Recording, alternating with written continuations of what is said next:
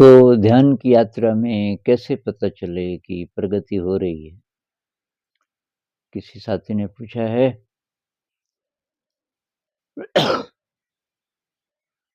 तो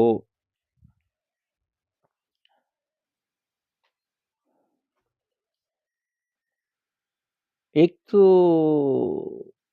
ये बात कि ध्यान का लक्ष्य क्या है? बहुत सारे लोग इसलिए ध्यान करते हैं कि जो बाहर की ज़िंदगी है अ, उसमें फ़ायदा हो, स्ट्रेस कम हो, कोई अ, ये आशा रहती है कि ये ध्यान कर रहे हैं तो कुछ इसका लाभ होगा, सांसारिक लाभ। तो मेरे ख़्याल से अगर ये अप्रोच है कि बाहर की दुनिया में मुझे कुछ मिल जाए, मैं पास हो जाऊँ, मुझे अच्छी नौकरी मिल जाए, मेरी अच्छी शादी हो जाए अ, इत्यादि, इत्यादि। तो ये तो पहले से ही दिशा ज़रा गड़बड़ हो गई क्योंकि इससे बहुत गहरा अच्छा असर नहीं होगा। थोड़ा बहुत होगा, स्ट्रेस मैनेजमेंट टाइप का फ़ायदा होगा, स्ट्रेस कम होगा। इससे एनर्जी कम इसलिए बनेगी कि आपका जो मन है वो बहिर्मुखी है, बार-बार देख रहा है। जबकि ध्यान का मतलब है कि आप अंतर्मुखी होने की कोशिश कर रहे हैं। आप अपने अंदर की जो छुपी हुई शक्ति है, उस तक पहुँचने की कोशिश कर रहे हैं। तो ज़्यादा हमारी जो नज़र है, जब अंदर की तरफ होगी, तो तब प्रगति जल्दी होगी। तो एक तो ये कि बाहर की चिंता न करें, बाहर अपने आप अच्छे रिज़ल्ट्स आएँगे। हम ध्यान इसलिए करें कि अपने को जानना चाहते हैं कि मैं कौन हूँ? अपनी अज्ञात शक्तियों को जानना चाहते हैं और उससे भी गहरे ये कि वो जो प्योर कॉन्शसनेस है, कोई ऐसी स्टेट है, उसको छू सकें। कोई ऐसी स्टेट जिसमें कुछ नहीं है, जिसको ब्रह्म कह सकते हैं, नथिंगनेस कह सकते हैं। अ, कोई एनर्जी फ़ील्ड बहुत बड़ा, विराट। तो मेरे ख़्याल से मैं यहाँ का अनुभव शेयर कर सकता हूँ। मेरे साथ जो और टीचर्स भी हैं, इन पर क्या-क्या फ़र्क पड़ा। क्योंकि इन्हीं से मुझे ज़्यादा पता भी चलता है कि कुछ अपने से भी, लेकिन मेरी अभिरुचि बचपन से भी थी कुछ इस तरफ। तो पर ये यहाँ जो लोग आए उन्होंने तो यहीं शुरू किया, उनको पता ही नहीं था कि मेडिटेशन भी कोई चीज़ है। तो जो टीचर्स शुरू से मेरे साथ हैं, उनमें मैं ये देख रहा हूँ कि धीरे-धीरे अ, अंडरस्टैंडिंग बढ़ रही है उनकी। उन्हीं स्थितियों में जहाँ उनको गुस्सा आ जाता था बहुत ज़्यादा, तो अभी अभी ज़्यादा गुस्सा नहीं आता और बहुत बार गुस्सा आता ही नहीं। थोड़ा-सा दूसरों को स्पेस देना, दूसरे के विचार अच्छे ना भी लगें, तो उनको सुन लेना प्यार से कि ये बोल क्या रहे हैं, ये बढ़ रहा है। और कोई डिसएग्रीमेंट है तो वो बातचीत से ही, बहुत अच्छी बातचीत से ही सुलझ जाता है। बैक बाइटिंग कम हो रही है। पीठ पीछे किसी की निंदा, वो पहले के मुकाबले काफ़ी कम हो गई है। क्योंकि नहीं तो मेरा काफ़ी टाइम जाता था उसी में। एक आया कि उसने ये बोल दिया, फिर वो आया कि मैंने नहीं उसने ये बोला इत्यादि ये सब चलता था। तो वो काफ़ी कम हो गया। दूसरा लोगों की शक्ति बढ़ रही है। लोगों की शक्ति बढ़ रही है, वो पहले के मुकाबले ज़्यादा काम कर ले रहे हैं, एस्केप नहीं कर रहे हैं। कुछ-कुछ काम जो अच्छे नहीं लगते, तो उनसे जो भागने की वृत्ति होती है, वो कम हो रही है। डर कम हो गया, कुछ-कुछ स्थितियों से डर लगता था। जैसे कि हम अब स्कूल में पढ़ा भी रहे हैं, किसी विषय से थोड़ा-सा डर लगता है कि इसको कैसे पढ़ाएँगे। तो अब ये तो आदमी बोलता नहीं कि मुझे डर लग रहा है, मुझे आया नहीं है। अ, बोलते हम ये हैं कि ना ये मुझे पसंद नहीं, ये मैं नहीं करूँगा, वो कम हो रहा है। तो ये जो ऑनेस्टी है, ये बढ़ रही है।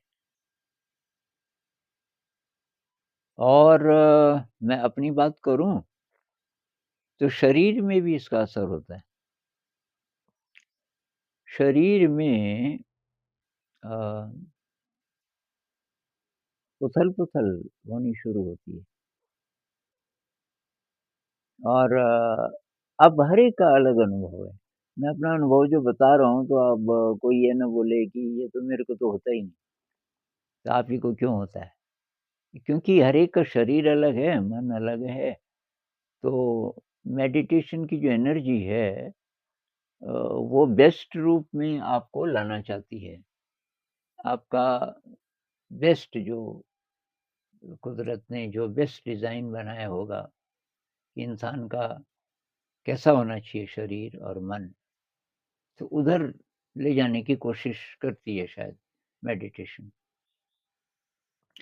तो ये बहुत बार क्या होता है कि शरीर में अंदर शरीर के अंदर जैसे ऑपरेशन हो रहा हो, ऐसा होता है बहुत बार। ये और लोगों को भी होता होगा। मुझे कमेंट्स में भी कुछ लोगों ने बोला। एक तो मुझे अच्छी तरह याद है कि ऐसा होता है और किसी को बता भी नहीं सकते। तो मैं तो अपनी डायरी में लिखता रहता हूँ, बताता तो मैं भी नहीं हूँ, पर उसमें मैं लिखता रहता हूँ।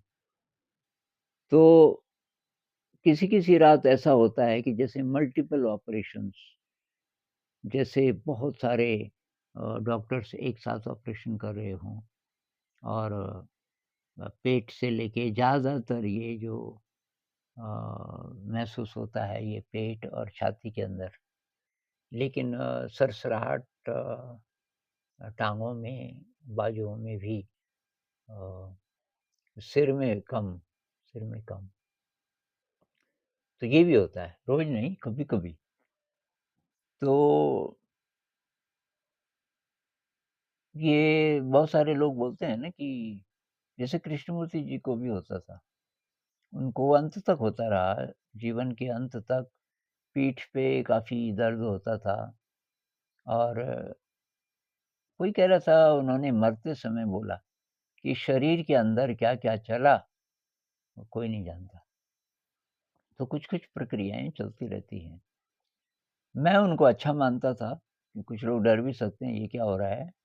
मैं उनको अच्छा मानता था कि मेरा शरीर जो है वो रीबिल्ड हो रहा है, अच्छी स्थिति में आ रहा है और शक्ति बढ़ती है। कई चीज़ें आप कर सकते हो जो आप पहले नहीं कर पाते थे। अ, तो जनरली तो ये है और आपका विश्वास बढ़ता जाता है कि सचमुच कोई कोई इन्फिनिट फ़ील्ड है एनर्जी का, प्रेम का, कंपैशन का इन्फिनिट एनर्जी फ़ील्ड है और ऐसा लगता है कि आप उसके संपर्क में हैं ज़्यादा से ज़्यादा। अब कुछ लोग इस चक्कर में होते हैं ये एनलाइटनमेंट, तो मुझे लगता है कि एक तो वो एक्सीडेंट है।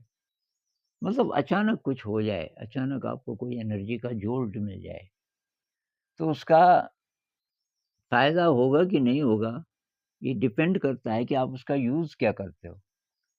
वो एक्सीडेंट इसलिए है कि आपने कितना भी ध्यान किया, वो हो ही जाए ज़रूरी नहीं है और होना ही चाहिए वो भी ज़रूरी नहीं है। असली उद्देश्य है प्यूरिफ़िकेशन, हम प्योर कितना हो पाते हैं। अब किसी को ये एनर्जी का बड़ा झटका लगा, समाधि लग गई 5-7 मिनट के लिए। तो उसको मतलब पता चल गया किसी बड़े एनर्जी फ़ील्ड का।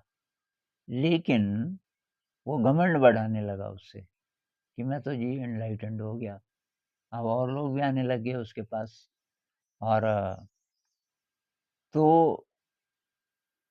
वो अब उसकी डायरेक्शन गड़बड़ हो गई। वो अहंकार को बढ़ाने के लिए उसका उपयोग करने लग गया। तो उसकी अब प्यूरिफ़िकेशन नहीं होगा उसका।